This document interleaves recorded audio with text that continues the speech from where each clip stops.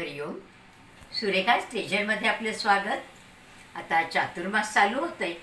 आपले सणवार उपास तापास हे भरपूर असतात आणि त्यावेळेला उपासाच्या वेळेला आपल्याला पटकन काहीतरी खावंसं वाटतं आणि त्याच्यासाठीच आज आपण करणार आहोत उपासाची गुळपापडी. तर त्याच्यासाठी घेतलेलं मी जे साहित्य आहे, इथे मी 1 वाटी राजगिऱ्याचं पीठ घेतलं आहे. इथे मी अर्धी वाटी मखाण्याची पावडर करून घेतली.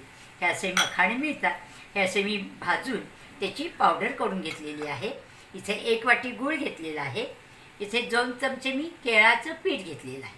आपल्याकडे केळाचं पीठ नसेल तर शिंगाड्याचं पीठ असेल ते घ्या, वगळीचं पीठ असेल, साबुदाण्याचं पीठ असेल ते घेतलं तरी चालेल.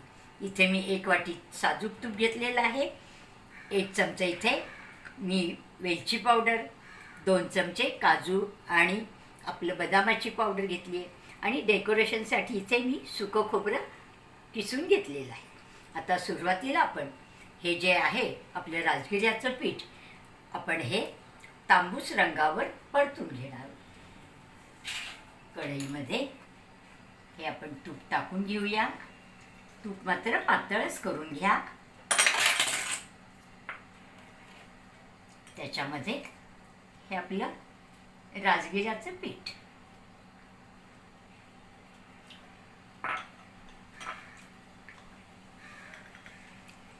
आणि त्याच्यामध्येच आपण हे केळाचं पीठ पण टाकून घेऊया आणि हे आता दोन्ही चांगलं आपण मंद आचेवरच तांबूस होईपर्यंत परतून घेणार.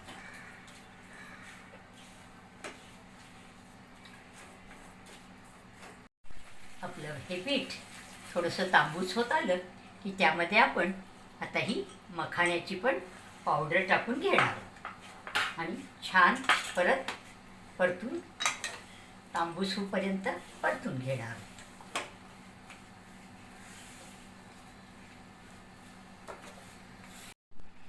आपलं पीठ भाजून होतंय तोपर्यंत आपण ज्याच्यामध्ये आपण सेट करायला ठेवणार आहोत त्याला थोडा तुपाचा हात लावून घेऊया.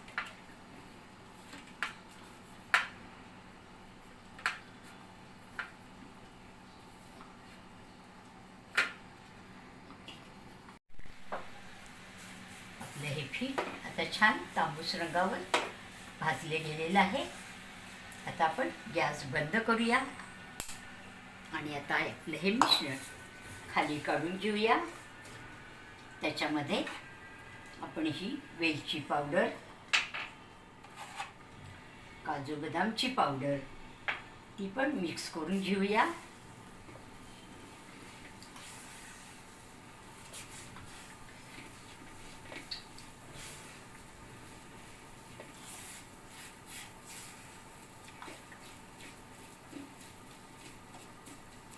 त्याच्यामध्ये आता आपण हा जो आपला गूळ आहे हा गूळ याच्यात मिक्स करून घेणार.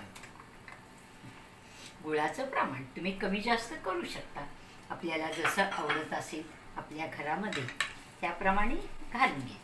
आता हा गूळ छान आपण याच्यामध्ये मिक्स करून घेऊयात. मिक्स झालेला आहे.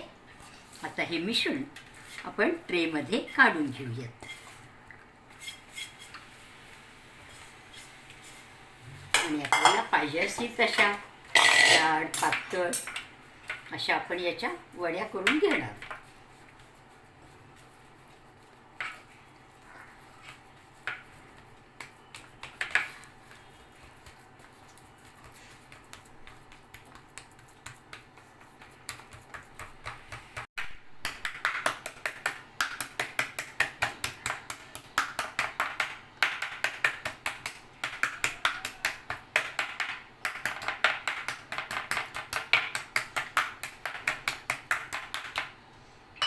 याच्यावर आता हे आपण जे किसलेलं खोबरं आहे हे टाकून घेऊया.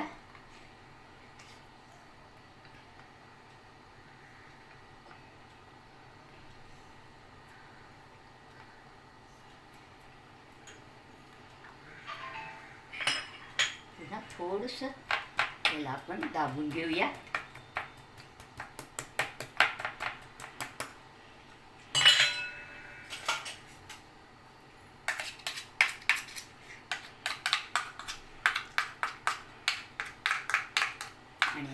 याच्या आपण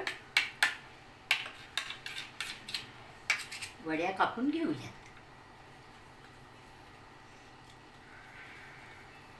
कोमट असतानाच आपल्याला या वड्या कापून घ्यायच्या आहेत, कारण गार झाल्यानंतर त्या एकदम कडक होऊन जातात.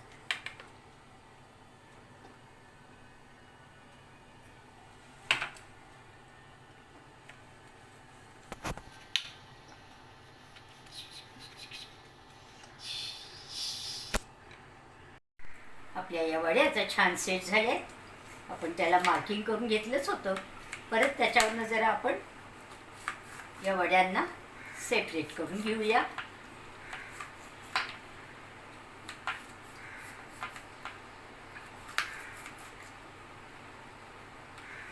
आपल्या छान उपासाच्या गुळपापडी तयार आहे. तुम्ही पण नक्की करून बघा. आवडलं तर लाईक करा, शेअर करा आणि चॅनलला सबस्क्राईब करायला विसरू नका. धन्यवाद.